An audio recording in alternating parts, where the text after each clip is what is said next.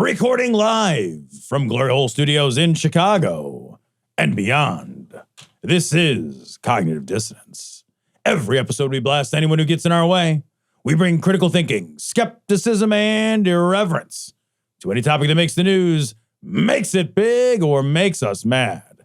It's skeptical, it's political, and there is no welcome mat. Today is Thursday, November the 30th, Cecil. Yeah, and this upcoming week, I don't know if anybody who watched it before, I had a few people show up last time I streamed video games, and the video game that I was playing, this Path of Exile, is releasing a new season this upcoming December the 8th, and so I am planning on streaming for a couple days at least, and now that I'm working, Tom, who knows how long that will last? I have no idea. I am picturing you like, you fucking like just like a shirt covered in Cheetos dust, like a pile of Mountain Dew bottles all around you. That's what I just don't turn the camera on. Like, that's normally it, but I just don't turn. So I will be turning the camera on. We'll be interacting. Last time was a lot of fun. People came by and we did, I was playing the game and people were talking about the game, but then we just started bullshitting about other stuff. So we talked about like politics, and then people were talking about food. And so we were talking about food for a while, and it was fun. It was just like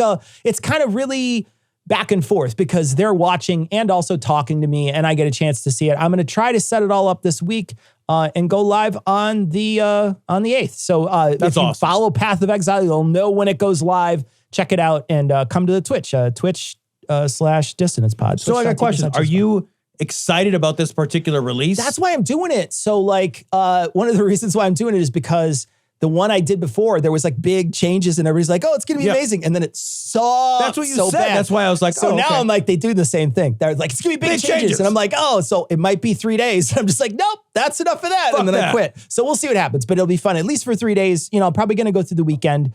I'm going to be going for, like I say, on Friday, Saturday, probably Sunday. And then we'll see if it works its way into the weekend. I know I have writing to do that weekend for citation needed, so I'll be busy. Yeah. But I'll also try to be streaming when I can. So come check it out if you're interested. All right, follow-up question, though. One more follow-up question. What is your snack chip of choice? Because I don't think it's Cheetos. It's not. My snack chip of choice is spicy Doritos. Well, that's good. Or spicy Doritos are fucking money, dude. The green ones, the Verde, salsa Verde. Are those still around? Once in a while. I never see those. Dude, those are so good. Like, snatch. You grab like 6 bags and then you run out with them. You don't even pay. You just run as fast as you can like a looter. Yeah. You're just like, no, these are mine and it's fine. It's like it's fucking Thanksgiving Day at fucking Walmart. And you're just like, I'm out of here. Just full of turkeys on your back. You're throwing fucking like people, the old lady who checks your receipt, you're like, get out of the way. Boom. Yeah. Fucking Marshawn Lynch. You just drive your shoulder right through her. God, if I saw those green Doritos, delicious. I really enjoy those. What's yours? Voodoo pretzels. Voodoo. So do you know the have you had the Voodoo chips? They have a Voodoo potato chip. It's like a New Orleans style chip. Yeah. Covered in like some kind of delicious, kind of spicy New Orleans-y seasoning. The chips are good. I'll look for the pretzels. But they make the pretzel I'll look for it. And the pretzel holds 40% more of that dust. It holds so much. It's full of dust. It's, that flavor dust that is like certainly like gives you mesothelioma or something. Oh yeah, absolutely. You're going to die very young of that. You open the bag, you inhale it, and it's like, it's in you now. Yeah, sure. It's in you. Yeah. They're hard to find. So like when I find them, I buy, like, I'll text Haley. I'll be like, well, Mariano's had Voodoo chips. But I was like, operative word is had. I'll buy 12 bags. If there's 12 bags, I'll be like, I'm just taking them all. What's going to be great, because if we go to the same store and I get there before you. Oh, you'll rob it. You'll rob it and rate it. Oh, it'd be the best. They're so good. They're so good. I'll give them a try. That sounds amazing. My kids love them now too. Like so now I hide them. I'll look for them. Yeah, they're great. They're great.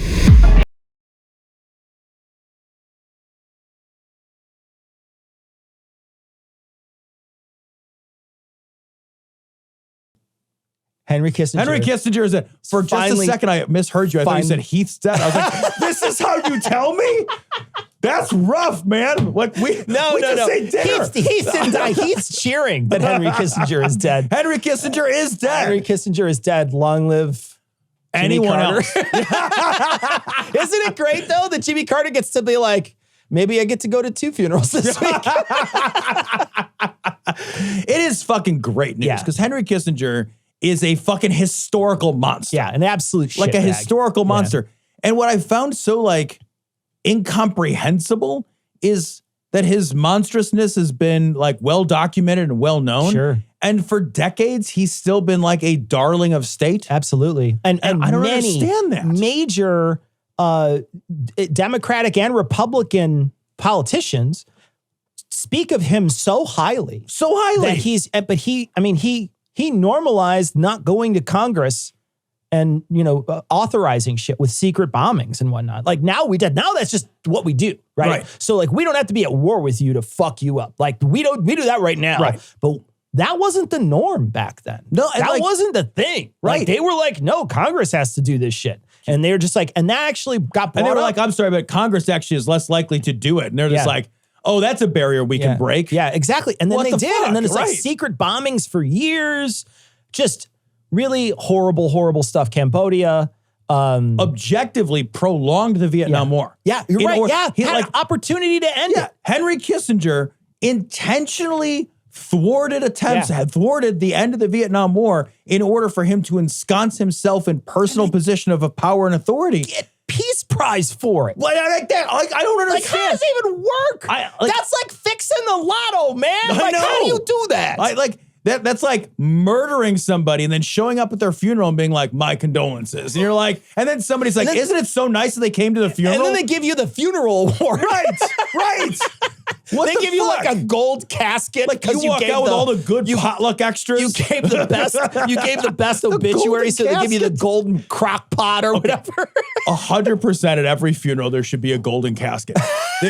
Like an award? Casket award? The Caskies? Tom, you have to do that when I go. Same. Okay, golden casket award. Caskies. Yeah, the Caskies. And here's the thing. Everybody's got to get up and say something, and then it's going to be snaps to see who gets it. Yes. We'll have like one of those like volume meters. Oh, perfect. And whoever gets the most snaps. Whoever gets the most snaps. Yeah, See, I'm going to lose because I can only snap with my right hand. My left hand, I just do this. If you ever watch me do it, I go, and my left hand, I just do this. I can't. Just waving it around. Yeah, it doesn't do anything. This is a shitty hand. It doesn't. Yeah, you got to do it fast. Be like, oh, there you go. Oh, dude, the golden caskets, the Caskies. Oh man, I'll tell you what. This guy wouldn't get one. He would not get the case. We should have gotten beaten to death with one years ago. Are you kidding me? Everybody was talking about him. Tom, I have to have you read. Have you seen Anthony Bourdain's tweet about him? No. Oh, you got to read it aloud. It's the best. Anthony Bourdain. It's not a tweet. It's a quote from his book. Okay, and it's amazing. While you find that, what confuses me about Kissinger is that, like, it is very easy to find so many sources about how fucking evil he is and all the horrible shit that he did. And so part of me is like, wait a minute, how can all that stuff be true? And still, like you said, like he gets a Peace Prize and he's this like darling of state, like internationally beloved. And I'm just like, what am I missing? Did I just read all the wrong histories? Yeah, man. Okay, here you go, Tom. So go ahead and read it. All right, so he said, once you've been to Cambodia, you'll never stop wanting to beat Henry Kissinger to death with your bare hands. He wrote in A Cook's Tour in his 2001 memoir. Witness what Henry did in Cambodia, the fruits of his genius for statesmanship, and you will never understand why he's not sitting in the dock at The Hague next to Slobodan Milosevic. While Henry continues to nibble nori rolls and ramaki at A-list parties, Cambodia, the neutral nation he secretly and illegally bombed, invaded, undermined, and then threw to the dogs, is still trying to raise itself up on its one remaining leg.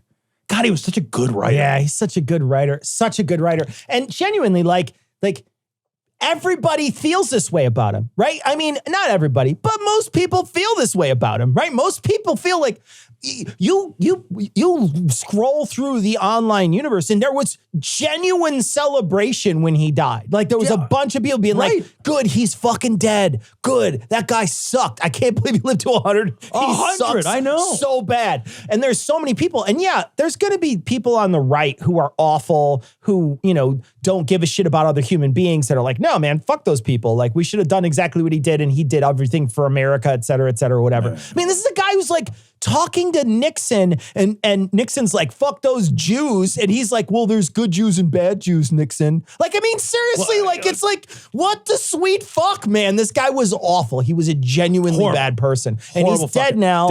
And good. Yeah, good. Good, he's fucking dead. Like, and shame on all of the people who embraced his statesmanship. Yeah, man. Who embraced his like terror as statesmanship. And I don't want to call it statesmanship. Yeah. And that line includes Obama. That line includes Hillary Clinton. Yeah. That line includes some people who you're like, what the fuck, man? Why would we and that guy's he'll get a private service, but other people will be talking about him for a while about how great he is. You'll see it in the media. The only fucking critical story I could find today was from Rolling Stone. All the rest of them were like, statesman dies at 100. I read the Post article about it. I read the Wall Street Journal article about it, and I read the Times article about it. Yeah. So like those are the three I read, and I was like, because I thought the same thing. I'm like, fucking kid, there's going to be at least something critical here. And like, there was essentially nothing critical. Yeah, nothing. I'm like, really fucking Kissinger? We're just like, the writing is like, so many people of such importance have relied on his counsel and guidance. And I'm like, that was the problem. Yeah, that's why he manipulated these other people and like gave them far more authority than they ever should have had. And, every single, like from the moment he had the opportunity to end the fucking war in Vietnam, and didn't. Yeah. Every death thereafter is his exclusively. And then it's like Cambodia, and then Bangladesh, and then, there's just so many, East Timor, there's just so many things. Pinochet, there's so many things that he contributed to, that he was part of, that you're just like, fuck that guy forever. Forever. And the only article I found that was critical of him was from Rolling Stone. And it's a Henry Kissinger, war criminal beloved by America's ruling class, finally dies. That's how it should be written, right? Good. Like, that's how it should be written. It's a long article.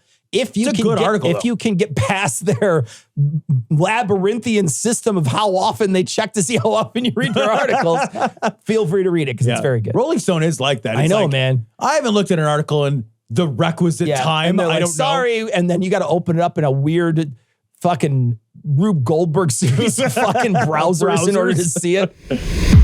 That happened because it's Christmas Eve, I'm telling you. I'm not crazy. Elon Musk, okay, tell me this, Cecil. How imploding, on a scale from 1 to supernova, dude, how imploding is Elon Musk? So I want to play the video of this. It's fucking insane. Right? He's losing his fucking mind. Let me play the video of this. And the reason why I want to play the video of this and play the audio of this, and Tom, I want to play it first all the way through. It's only like 40 seconds. Yeah. And then I want to play it again and talk about it. Afterwards, I'll try to describe to the audience that isn't watching what's actually happening on the screen. But genuinely, let me call it up first.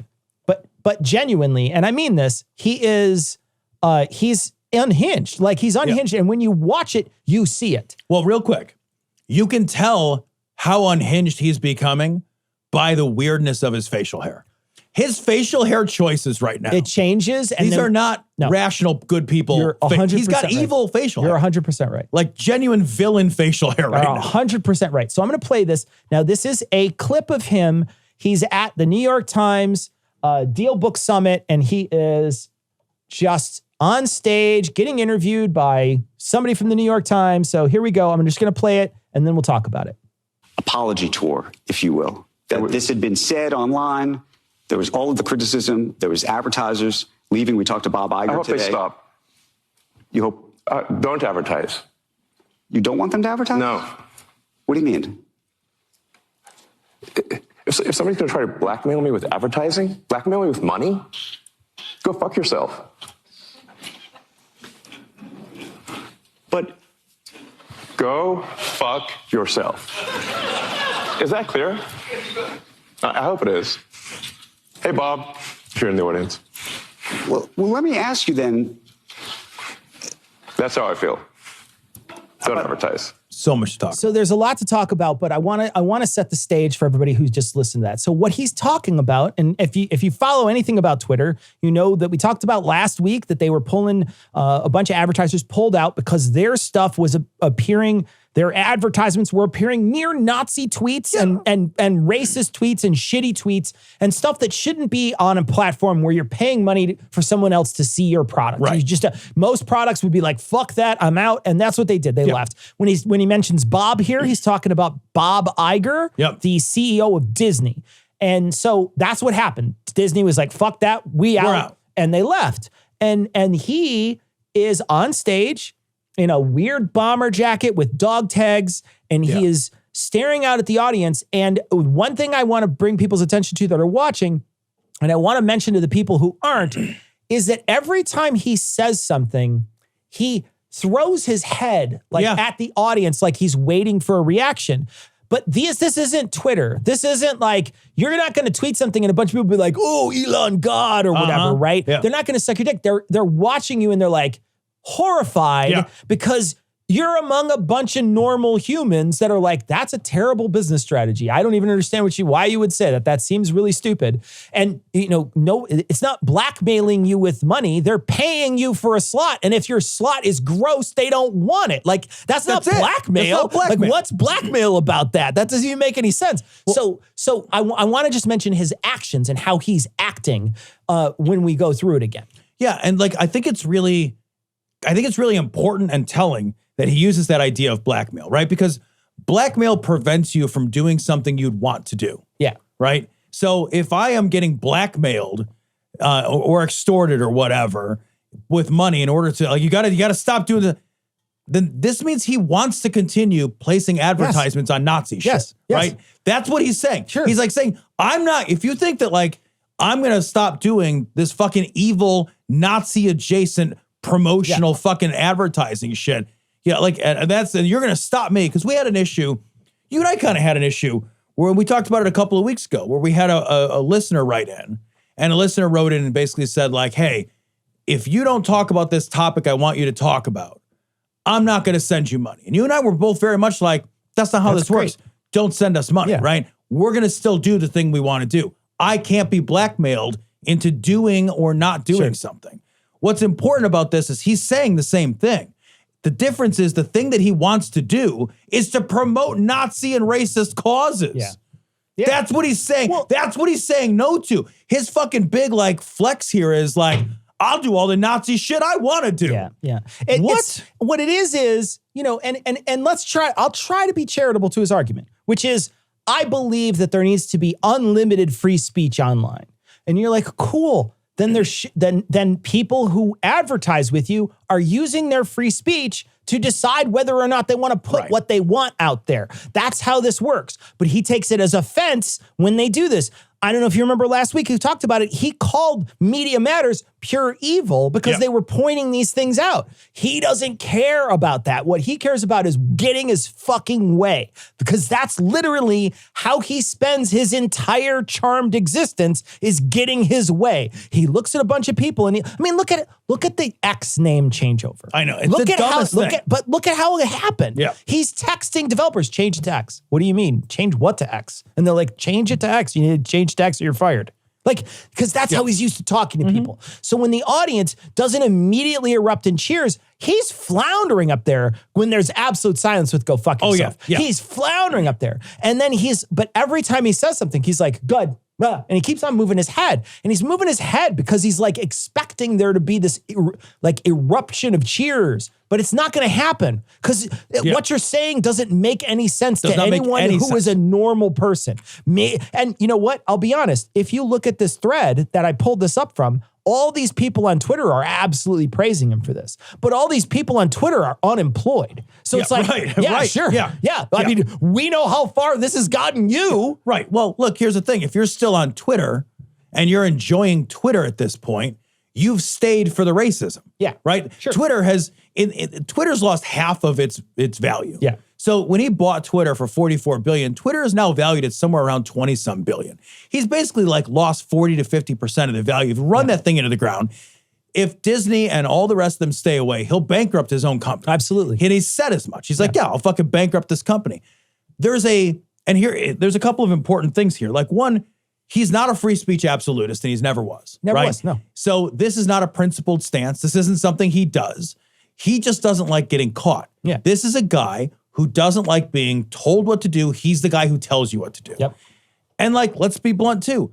He can ruin Twitter and he'll still be rich. He's gonna be fine. You know, like, because once you have a certain number of billions you only need $1 billion to be unbelievably, impossibly, you need irreconcilably immorally rich. You need far less than that, but you're right. Yeah. So, and he was worth at one point $200 billion.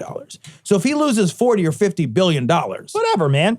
You know what I mean? Like, sure. So in his mind, it's like, it's a lot of money to somebody. It's a lot of money to everybody on the planet. It's more money than some people have in their entire net worth. It's more money than many GDPs. But it doesn't matter because he still has, he only lost a quarter of his money. Yeah. Well, and that's the thing too, is that like, Well, so what? If I lose a quarter of my money, it's a way bigger deal than if he Sure, loses 'cause you a quarter use of your his. money. Right.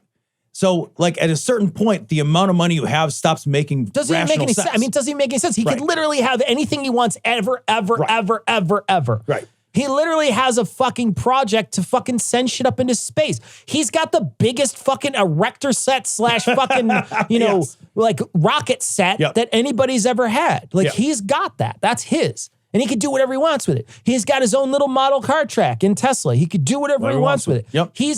He's like a little kid. And the problem is that a bunch of people thought he was a savvy businessman. But man, listen to the guy speak. Look at how he's acting. He is 100% looking for a laugh. He's out for the lulz. Well, the lulz cost you $40 billion. Yeah, congratulations. They cost him $40 billion and they cost him a lot of goodwill. Yeah. And they hopefully will ruin this stupid platform full of racists. That'd be kind of great. That'd be great. I hope it ruins it for billionaires, period. Yeah. I hope he ruins it for billionaires in general. I hope billionaires in general hide away from now on and stop getting involved in big, messy projects like this. Dude, I hope so too. I hope they're just like, look, it's enough for me to be immorally rich. You know, that's it. But like, this fucking guy is the least charismatic, the least like read the room savvy person. I've never seen anybody, and I'm thinking of like when he walked in with the kitchen sink. Yeah.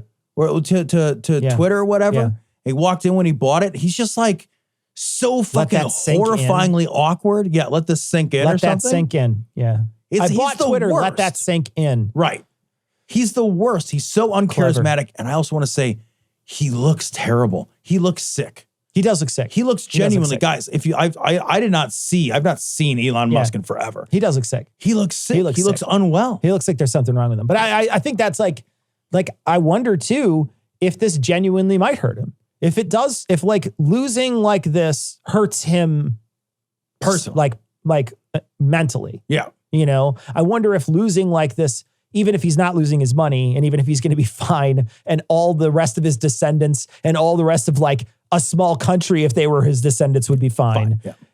He's still, I think like I think it might be bothering him. And it looks like, I mean, when you look at him, you're like, yeah, no, maybe it is. Maybe it's getting to him. Maybe. And we talked about this a little bit before, but there's when we start concentrating wealth the way that we've concentrated wealth, we also concentrate power. Yeah.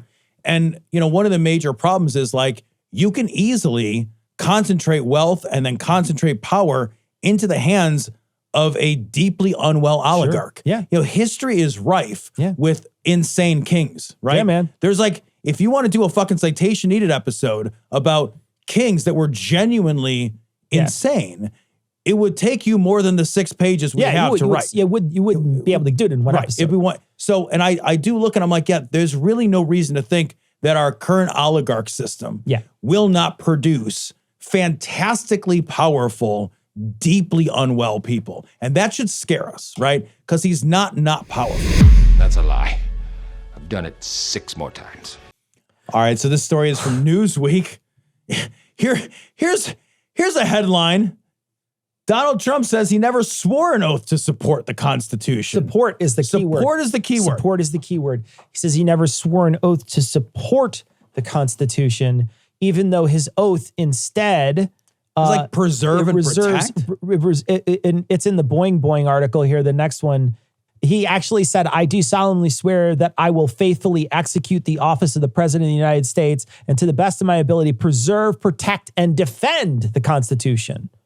But he never actually said that he would support it. Well, that's a distinction without a fucking difference. Get the fuck out of here. Get the fuck out of here. Man, when your insurrection argument, when you're like, hey, look, my January 6th insurrection argument is based on a unbelievably thin parsing of the words. Yeah. And you're like, I know, but I didn't say the word support. So when I said I would preserve, defend, and whatever. So it's protect, preserve, and defend. Yeah.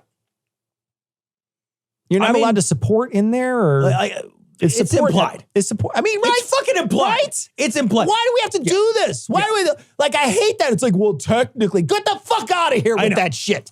I don't think I want to hold your head in a toilet. I want to treat you like a bully treated the kid in high school. That's what I want to fucking. Yes, I want to wedgie you and then put it over your eyes. Like I want to just fucking. I just want to pour fucking milk in your hair. I want to fuck you up like a fucking high school bully when you say that, dude. For fucking real, like this is like, you like. Well, I never said I would support the Constitution. It's like, okay, all right. I fucking hate you. I hate you so much. You know, you fucking like this wouldn't, if my kids tried to like, well, yeah, technically you said, blah, blah, blah, that's why I'm like, you fucking understood and you're grounded. You knew what I said. You're fucking grounded. You fucking knew Outrageous. what I said. Yeah, you knew what I said. Nobody else in the whole world would be able to pull this shit. I don't think the courts are going to pull it either. Like, I do think that part of the argument right now is whether or not he can be on these ballots and whether or not It's all about the ballots. The amendment, the post-Reconstruction amendments really apply to him or don't apply to him. And I think the most sound argument for why they wouldn't apply to them is that the constitutional amendment specifically outlines certain parts of government and explicitly seems to exclude the president. Yeah. So that to me is a reasonable argument. There's an argument like to be a made there. framer's Like, argument. someone didn't put it in here, therefore it shouldn't be. Shouldn't be in here. It's not implied to be in here. We made that decision. They made that decision back then. They could have done it differently and they didn't. And they didn't. And so like, okay, but this support, if you're hinging on support, I can't even believe anybody would write that down because you're basically saying like, well, I don't support the Constitution. Never said I would. What is so great But I did somehow not support it and preserve and defend it. This fucking writes itself to fucking fight against this guy going in the office. Be like, he won't support the Constitution. He wrote it down. He literally said, I never said I would support the Constitution. Right. For fucking real. For fucking real.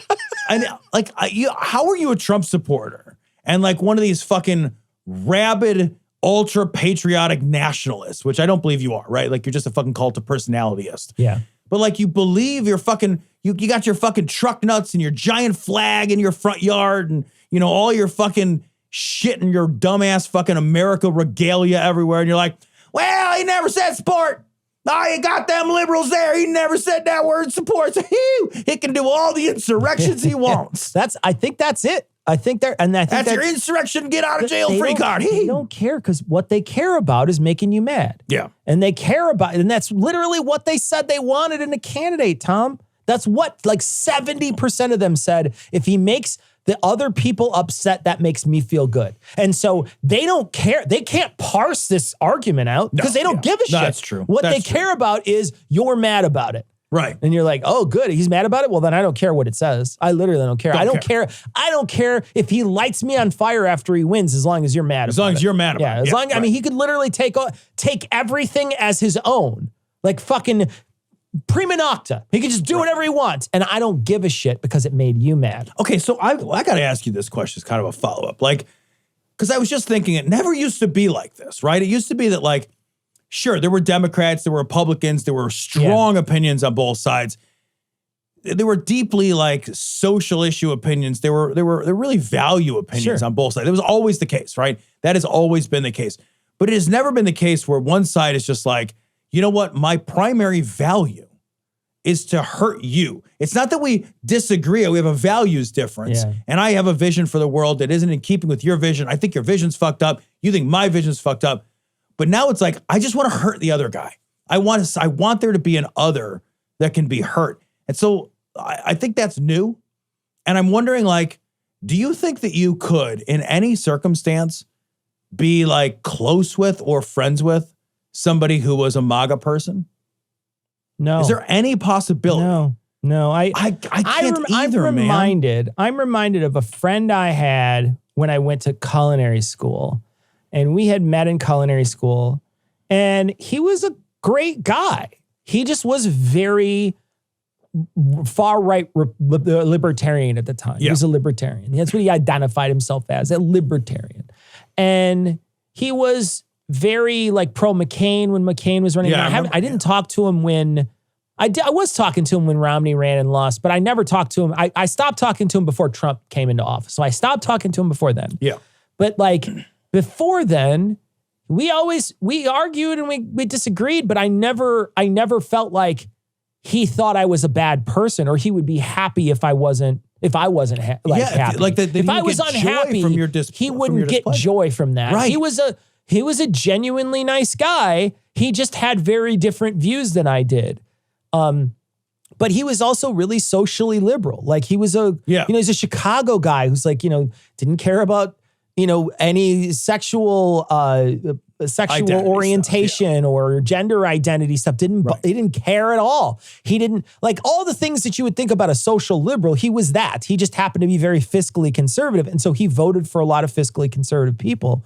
And I was arguing with him and said, like, you're voting for the wrong people, because like that money stuff's going to work itself out either way. It's the social issues are the big real problems. Right. Those are the real issues, because those are the things that, decide whether or not someone is as human as you. And, and I think in some ways you could say, like, I could say, oh, he seemed to, but he definitely had a value judgment when he went to the polls. Yeah. He had a value judgment that they were less than him because he didn't vote. He didn't choose. He didn't vote to protect. He didn't vote to, because back then, like it was before like gay marriage was recognized. Right. So he's voting against the interests of those people, even though he, is fine, might even have gay friends, whatever. But it never because it benefits his financial interest. Yeah, it never occurred to him that was damaging other people. Right. And I wonder too is if it's been something that has come to our sort of consciousness that these social issues are so important because they are damaging other humans. And we threw that under the rug for a long time. And we didn't pay attention to it, and we didn't follow that, and we didn't use that as a rallying cry. Instead, it was all about what you were saying, which is like, oh, well, how much money should we put towards the arts or whatever? And I wonder if now people are just so sick of that being the secondary conversation that people are upset on the other side because they kind of have to look in the mirror and be like, no, I really am not for gay rights. Yeah, I think there's something there for sure. I think there's but on the right, there seems to be no desire to discuss any substantive issue at all. No, you're right. Like I can't think of anything I come back to like in 2020, they didn't even bother to have a platform. Yeah. In 2020, their platform was just to reelect Trump. That was the whole platform for the Republican Party. You ever heard the saying, hurt people hurt people? Yeah. Right? Yeah. I wonder if they're hurt because it's being pointed out that they think less of other people, and that hurts them. And so now they're happy when you're hurt. You know what I mean? Like, so they're retaliating because they're feeling this sort of cognitive dissonance and this pressure and this feeling that other people are saying. Because I don't know if you remember when we read that fragility, one of the worst things that people feel is feel as if you're a racist. They don't want to feel like they're a racist, right? They get really upset when someone thinks they're a racist. And so it's like the worst thing that could possibly be thought of you. And the whole conceit of the book is you need to realize that you're probably racist, but you need to work every day to not be racist. Right. But in that case, I feel like, I wonder if there's this pushback and they're looking to hurt other people because they're hurt that other people are saying, hey man, you're hurting other people. And they don't want to face that reality. I don't know if I'm saying that correctly. I understand what you're saying. I'm just trying like you're saying that and I hear that. And then in my mind, I'm picturing Lauren Boebert. I'm not, or Marjorie Taylor Greene. Sure. Or like Matt Gaetz. Yeah, it feels like you're picking a Frankenstein monster when you should be picking a normal person. Yeah. I feel like you're picking a monster on purpose. And I think we need to think about other people. Think about Mitt Romney. Yeah. Mitt Romney is an interesting example. Yeah. But like, I don't think Mitt Romney wants to just hurt people as his primary like goal. He doesn't want to like, because like what I'm trying to square, the piece I'm trying to square is the people who their primary objective is to hurt the libs. Yeah. And I don't think that's a Romney type guy. No, you're right. It's a MAGA thing. It's a MAGA thing. So that's kind of why I went to the MAGA. You got to go to the genetically engineered MAGA. Right. Yeah. It's like, and I'm trying to think like, there's a guy I worked with for a while that like, he seemed like a nice guy in the sense that he was funny and he was like easy to get along with. Right. But he was like pretty far right. And like he and I would have these conversations about politics. And I feel like once he voted for Trump the second time, I realized like, fuck, you're just like a bad person. Yeah. Like, yeah, like you'll smile and you're easy to get along with. But at the end of the day, like, you're a bad person. Yeah. I don't know that he wanted to see me hurting, though. Do you know what I mean? Yeah. This like crowd that's like, sign me up for you hurt. That's the part that I'm like, holy fuck, man. But it's also 70% or something like that. Yeah, I know. A crazy number. That's so much. I'm not denying that piece. I'm just like, that's actually hard to wrap my head around. Yeah, it's funny that you say that because I don't want to see those guys hurt. Yeah. I don't. Oh, and that's the thing is like, I feel like throughout my entire voting career, I tried to lessen the hurt as often as possible on everyone. Right. On everyone in general. Whether or not you agree with this economic policy, they're not going to be hurting you. Right. You know what I mean? Like the worst thing that'll happen is if you're ultra rich, they're going to take some of your money or something. Right. But that's not hurting you. You're rich. Like you're still rich. You can afford it. You're Right. okay. Yeah, you're rich at the end of the day, no matter how, like, oh, I'm like 11 rich units instead of 13 rich units. But the opposite is not true. The opposite is like they're taking away important programs that could be that safety net that can get you to come out of poverty instead of just keep it. It's like the worst. It's like the exact opposite. It's the exact opposite. People find the Bible obtuse, even hokey. All right, this story comes from the Friendly Atheist. Pennsylvania lawmaker cites Genesis 8 as proof that climate change isn't real. All right, so let's watch it. It's on YouTube, so. When Democrats are pushing bills like banning gas-powered mowers and gas-powered stoves in New York City, all under the name of a climate control agenda, we can all see what is really going on here. The truth is in Genesis 8:22, it says, as long as the earth endures, seed time and harvest, cold and heat, summer and winter, day and night will never cease. I'll say that again, will never cease. Of course, we are to be good stewards of God's creation, but not through a forceful climate control global agenda. I'm a no. Thank you, Chairman. What she's voting on. I know, guys, this is unreal. Is like a climate week, man. She's voting on a fucking climate week on whether or not we're going to be like, hey, this 1 week of the year, let's just pay attention to the climate a little. How's that sound? Good? You should have heard her vociferous arguments against Shark Week. She was not in favor of Shark Week. She was like, it was not of the kinds that were on the ark. Not interested in Shark Week. I want shellless Turtle Week. Fuck out of here, you weak ass shit. God, it's such bad logic. And I can't believe we're at a place where one of the important people in America is like, I don't know, my 3,000-year-old book says that shit's stupid. Yeah, my 3,000-year-old book says there'll still be night and day in winter. My 3,000-year-old book says, God got my back. Get the fuck out of here. They should take you. They should walk up to you and grab you by the scruff of your fucking neck and escort you out and be like, you can never come back. You're not allowed. No. You're not allowed to come back here anymore. You have to go. Just go somewhere else. In fact, walk into the wilderness and starve. That's what you should do. Go do that. Because that's more useful than anything you could possibly do for humanity. As soon as you start like quoting the fucking Bible, there should be a go lay down clause where somebody just says, hey, go lay down. Hey, hit him with the New Testament. Just keep whacking him. Get it. Go lay down. Go lay down. God, it's so ridiculous, man. No. I can't believe somebody fucking spray her with a water bottle in the face while she's reading. Like, no, Jesus said it's fine. Spray. Jesus said it's totally cool. It doesn't even matter. And then the thing that makes me crazy, Thomas, in the next sentence, she's like, yeah, of course we're supposed to be good stewards. And be like, that's the fucking point. Like, you're not good stewards. Like, every single corporation is like pulling its pants down and shitting in the ocean. And we're all just like, no, man, it's totally fine. No, you're like, dude, it's fucking, you said it out loud. And then you're just like, but still like, Jesus is going to fix it all. Do you know what word she said that like really grabbed me too, Cecil? It was like a global agenda. And it's like, that's because it's a global climate. It's a global problem. Why are we so worried about the First of all, like we're on a fucking planet. Yeah. We're all on a planet. The decisions we make don't stop. Well, I thought my decisions would stop at these borders. That's not how borders, it's all made up. Yeah. All the lines are all made up. None of that's real. It's all fake. So like, yeah, of course there's a global agenda. That's not nefarious. That's just geography. There's nothing nefarious about topography and geography and climatology. You just want to walk up with a fucking globe and just spin it in her face. This is where we live, you stupid asshole. This is how it works. Jesus. Use wind that goes here and currents that do this, Lord. and the waves are lapping around. You stupid bitch! Like what the fuck? In a tough job market like this one, you need every advantage you could get. That's why I enrolled in the University of Westfield online. I earned my degree sitting at home in my pajamas.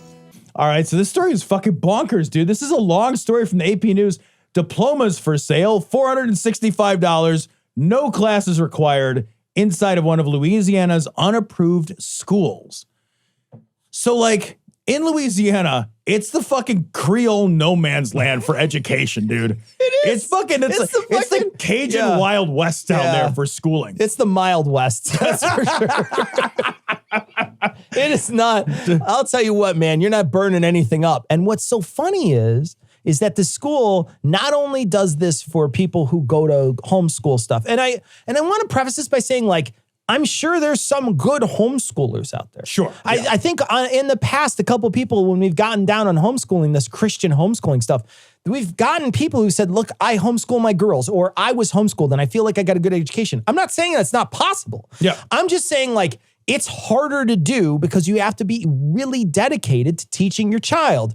And a lot of people are lazy. And it's just not, you can't expect to get the same level of education that an entire crew of experts that are doing in your school, in the school. You just can't expect to get that unless you put an immense amount of time and effort into teaching your children, which you can do, but that's like gonna be the thing you do. Like that's gonna be your job, especially when you have multiple children. It gets harder and harder because they're in different ages. They're trying to learn different things. It's just exponentially harder. So it's not impossible, but it's not easy. And so these people, they go to these Christian homeschools, they get homeschooled, and this is a place where, they're trying to do these, voucher systems and all this stuff, and people just wind up not schooling their kids. And what happens is these kids don't have any skills, and then this one school is like, yeah, man, we'll just give you a diploma. There's no test. Like, you just give it to you. Just like fucking, it's like ring toss with money. If you could throw the money in my wallet, you get the fucking carnival prize of a diploma. And it's a diploma. And then they're offering it to people who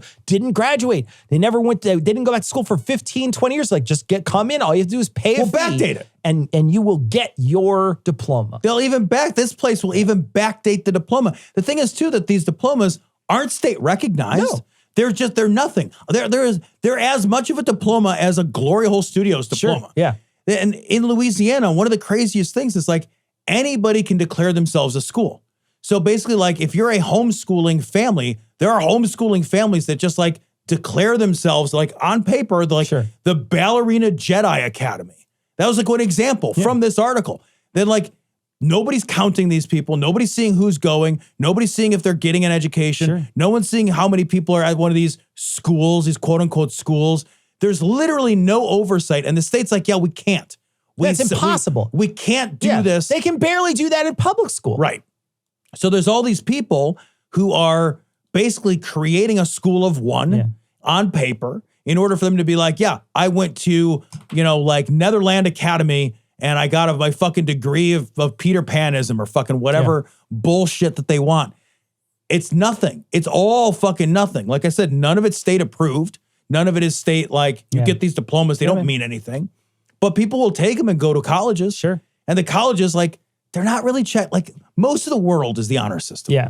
And this is something that, like, I had to explain to a guy that I know. Like, I'm kind of in a mentor-mentee relationship with this guy. He's in his early 20s. And I was trying to explain to him the other day, I'm like, look, most of all of the world is the honor system.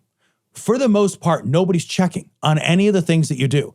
If you fill out a resume, nobody calls all your references. Nobody calls your school. Nobody requests your transcripts. Nobody knows your GPA. All of that is the honor system. It's all the honor system with a handful of tiny exceptions, right? Like if you're required to have some kind of special licensing, et cetera, background or that something, kind of thing, right? But like background checks just check to see if you're a criminal. Yeah. That's kind of all they check on. And they only look in the state, generally in the state you're in that day. You could be a criminal 2 states over. They probably didn't check that state. Didn't check it, yeah. Most of the world is just the honor system. So these guys are walking around. This whole like state is producing diplomas from what appear to be schools that are nothing. Yeah. There's no education being given. There's no checks. There's no standards. There's no guarantee that there's been any attempt at anything even approaching a formalized education. And like, I do take your point that like, is it possible to homeschool at a very high level? Yeah. Yes. I would say it's like 1% of 1%. It's hard. It's so hard to do. And it's exponentially harder the more kids you have. Yep. It's harder because the ages are different and it's harder. It's just harder. It is. And the longer you homeschool, like if you're trying to homeschool a first grader versus an 11th grader, it's fantastically more difficult to do that as well. Way harder. It's very, very tough to do. Again, can it be done? I'm sure that it can be done. But most of the time, it's not being done well. Most of this homeschooling stuff is a bunch of religious nuts. And we know that because in this article, there were people who were like, hey, this whole system is kind of bunk ass and it's like producing a lot of nonsense and we don't have any controls. And there's a lot of people who are just getting bullshit degrees from non-accredited schools. Maybe we should fix that. And the Christian homeschooling industry, and it's an industry, they fought it. They fought it. And they got that bill like turned away. Voted down. What occurs to me is there's a Carl Sagan was being interviewed and he said that there's this moment that's coming up where a society that is basically uneducated is going to have to deal with a society that is hyper advanced and they don't know how to deal with it because they don't have the understanding. Basically, you just don't have the technology. Now, I'm not going to quote him exactly because I don't remember exactly what he was saying, what exactly the quote is, but that's the gist of his quote, is that there's going to be a flashpoint where an uneducated society is going to be not well equipped to deal with the technology that we have created because they just don't understand it. And that previous story where that woman has no idea what's happening in the world and thinks the Bible's going to fix everything because that's what she learned and she doesn't have any real understanding how the planet is warming and how temperatures work and how climate works. And then you have all these kids that are being thrown out without any education whatsoever. They've had the very most minimal education, and you know they've been indoctrinated into anti-intellectual traditions almost the entire time. So it's not just that they don't have an education. They have had the curiosity beaten out of them too, from anti-intellectual traditions that make you not curious, that make you into a person that doesn't want to find out about how the world really works, but just wants to be fed the dogma of what that religion or what that anti-intellectual tradition believes, whether it's QAnon or it's fucking the ultra far right, the Protestant church or something, right? So we have a system now that is churning out more and more and more people who don't understand how the world works. And then they get the same amount of votes that you do. And they have a whole group of people that they talk to and tune each other up. And we're in this situation where we keep on defunding education. And this is the natural conclusion of that statement. That equation leads to this. Yeah. And like, just like I was talking about in the Elon Musk segment where we're talking, is that the concentration of wealth and the concentration of power creates an oligarchical state, right? Yeah. But so does the concentration of expertise. Yeah. And when we build a society that concentrates expertise into a small number of hands, which is what we're doing right now, and then those are your fucking overlords, stupid. Like, I want all these people who are sort of like gleefully marching into their own chains. You know what I mean? They're just like intentionally putting themselves at risk constantly. They're basically saying like, I don't want to be relevant. Don't let me be relevant in the coming world. I want to make sure I'm unequipped, to your point about the Carl Sagan thing. But it's like, yeah, like you guys are going to be like ill-equipped to handle this. And people who are equipped will take advantage of you. Yeah. You are disempowering yourself through this process. Yeah. You're making yourself like chattel. You really are. And like, that all sounds like really hyperbolic, but I don't think it's not true. No, it's definitely true. And you're absolutely right. And those people who are pushing these, anti-intellectual traditions, make no mistake, they're paying attention. Yeah. Those leaders, they're paying attention. They want to feed you as much bullshit as possible so that you stay dumb, but they're not going to stay dumb. No. You're just a blood for their gears. Absolutely. Then there's the smallpox vaccine, chickenpox, and measles. So stories from The Guardian. No, avoid them all. Anti-vaccine conspiracies spread as UK cases of measles increase. It's another one of these stories where, very much what we were just talking about, which is people are uninformed. People don't know anything about this stuff. They get told things and then they believe stuff because what really should be happening is they should be learning about how vaccines are safe from a very young age in public education. Right. Everyone should be learning that, and that should be reinforced all the time because it's true and because it saves lives and because it saves misery of people. It's just important to do. And the fact is that we don't do that, or people are afraid to do that because there's a tiniest bit of pushback. And then suddenly we're in this place where these people go to these moms groups and they're like, well, I don't know. They're pressuring me to get the MMR vaccine. Should I get it? And everybody's like, no, don't get any vaccines. Never get a vaccine. Never come near a needle. And you're just creating more people that are less equipped to deal with the world. Yeah. And it's like the ripple effect of the anti-vax movement that really exploded and like got its roots, its claws in so deep with the COVID stuff. We knew that was going to spread into other vaccines. Yeah. Like we've talked about it. There's been articles written about it. And the inevitable result of that is going to be, and it is, and we're watching it, is going to be the rise of this preventable fucking illness. And it's like, you'll read that stupid ass shit online. I've shown you seen the same thing where somebody's like, well, if the vaccines work, then you get yours and protect you. And like, I'll not get mine and take my chances. And it's like, that's not how public health works. Good Lord. Public health doesn't work like that. It doesn't help our friend who can't get them. Right. Yeah. Because she's immunocompromised. So like, these are public health policies because they are for the good of all of us, right? So yes, there is an individual good to getting a vaccine, but there's also an altruistic good to getting a vaccine, right? Like, I don't want to not get sick. That is true. I also know that like I could get a vaccine and still get sick because nothing's 100%, right? So I know that like I could go get the measles vaccine and still get the measles. It does happen. But I know it's, first of all, much less likely for me. And then it's also much more likely that if more people do what I do, less people overall will get sick. And the aggregating effect of that, the herd immunity, the aggregating effect of that helps to build a society where we've all worked not just to protect ourselves, but to protect each other. And that whole like ethos of protecting each other, that whole idea of like aggregating our altruism together has been fucking wiped off the map in America. Yeah. That's not part of our conversation. Remember like those like quotes that were so inspiring, like ask not what your country can do for you. Right? Yeah. Like all of that's gone. Yeah. All of it is like fucking what about me, dick? Yeah. Now it's me. Now it's a chicken pox in every pot. Right. Yeah. But you know what I mean? Yeah, no, it's gotten so mean and so selfish and so fucking individualistic. No, I don't disagree. And I think like there are many people in the world that are ill-equipped and that are very, very easily swayed by rhetoric. And that rhetoric is easy to produce and it produces emotional attachments. So basically they just say, about protecting children, those types of things. And they make it super emotional. I was a lady who I went to high school with, and for some reasons there was a comment on somebody, like I know somebody from a long time ago, and I saw a comment from the person and I saw their name and I highlighted their name, and we're not friends anymore. But we were for a while, like on Facebook, we're not anymore. And when I looked at her background for her profile picture, it said something like, someone who's been vaccine injured. And I'm just like, oh, that's why we're not friends, because you're a crazy person. Right. That's why. And if you would have said anything around me about this, I would have fucking absolutely told you how wrong you were.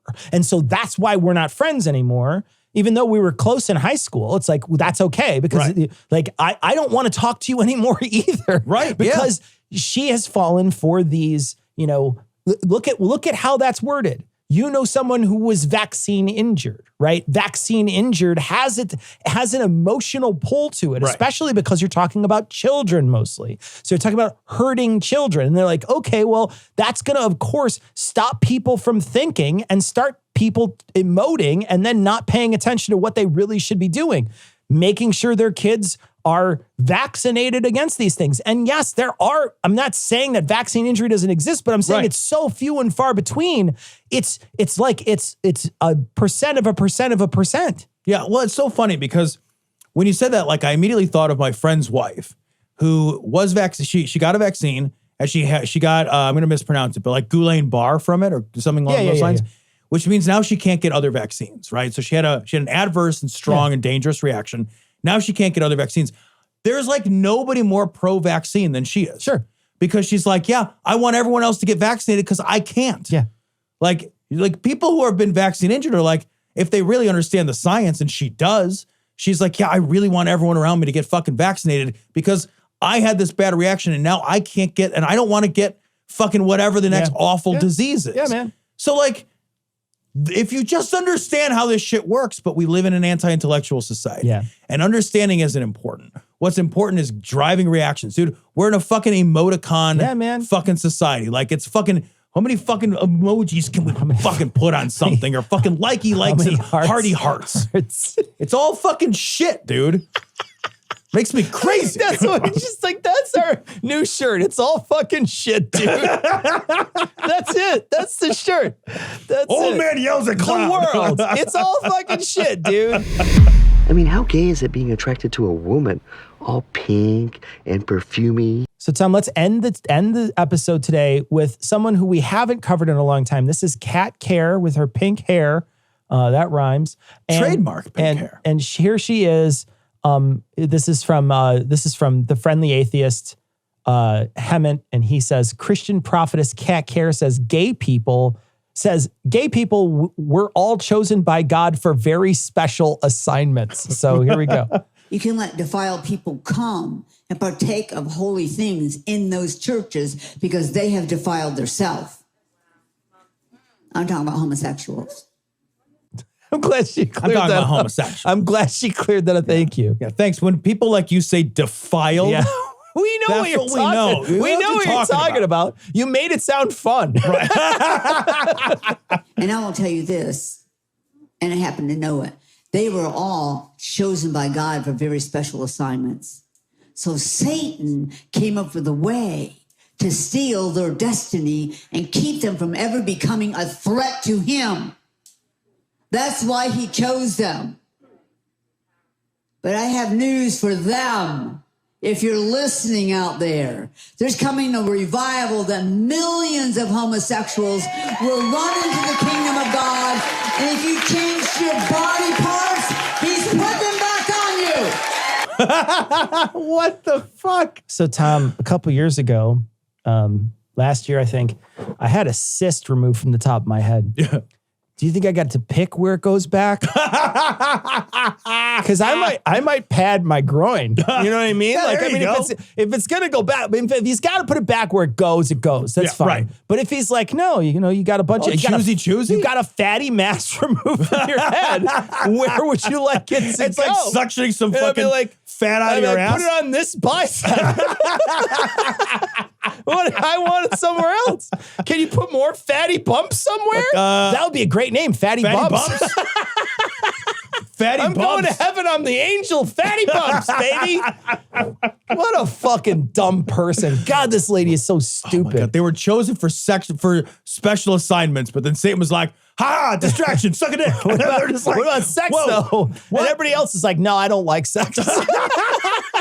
Yeah, how is it more like distracting from your assignment because you want to have sex with a dude or a lady instead of a lady or a dude? Yeah. Right? Like, how are you just like, well, all right, I was always going to be distracted by a certain amount of sex. But yeah, there was going to be a level of sex in my brain no matter what. Where you're just like, all right, that is like 83% of my brain, right? It's always going to be 83% of my brain. Sure. Then there's 10% that's food, and then something left over, right? That's it. No, it's like, it's like fucking, then we'll eat, and then I don't know, whatever's left over is probably math from high school. Yeah. There's a square root of something in there. I don't know. Yeah. 64, 8 or so. I don't think it's nothing. But That's yeah, all. genuinely, like she's talking about it as if God was like, okay, here's your envelope. Yeah, no. They're all, and they're in the back, all the angels are like, bum, bum, ba-da, bum, bum, ba-da. and they're getting their envelope and they're getting ready to go out into the world. And then they're just like, but what if what if I did something else? And like, I also, Also, what does that Cupid harp look like, or Cupid bow look like? Is he shooting? What is he shooting? You know what? We're gonna leave that alone. We're just gonna leave it alone. I don't know. And if you want to shoot yourself with a Cupid bow, head over to Adam and Eve. You're just like, it's got a big dildo on it. Whoa. Hey, shoot me again. One more time. Actually spank me when you do it too.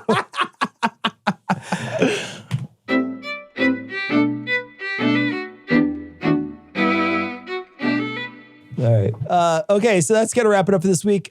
We are going to be releasing a funny show on Thursday. Remember, come visit me on Friday. I'll be on our Twitch stream, which is twitch.tv/dissonancepod, playing Path of Exile, the new, I think it's called Affliction, which is like a shirt brand or something. I don't know.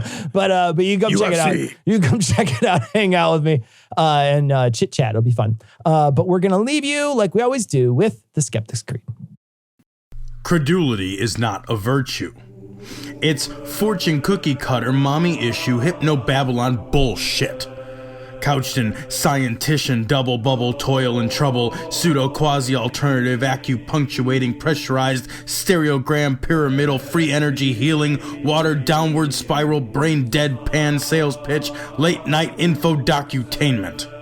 Leo, Pisces, cancer cures, detox, reflex, foot massage, death in towers, tarot cards, psychic healing, crystal balls, Bigfoot, Yeti, aliens, churches, mosques and synagogues, temples, dragons, giant worms, Atlantis, dolphins, truthers, birthers, witches, wizards, vaccine nuts, shaman healers, evangelists, conspiracy, doublespeak, stigmata, nonsense. Expose your sides.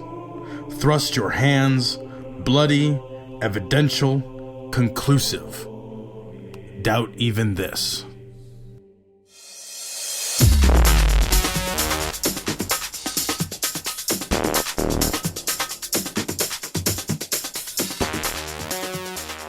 The opinions and information provided on this podcast are intended for entertainment purposes only.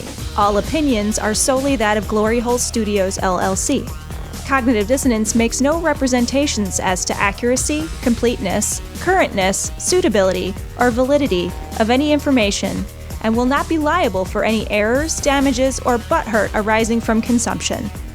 All information is provided on an as-is basis. No refunds. Produced in association with the local Dairy Council and viewers like you.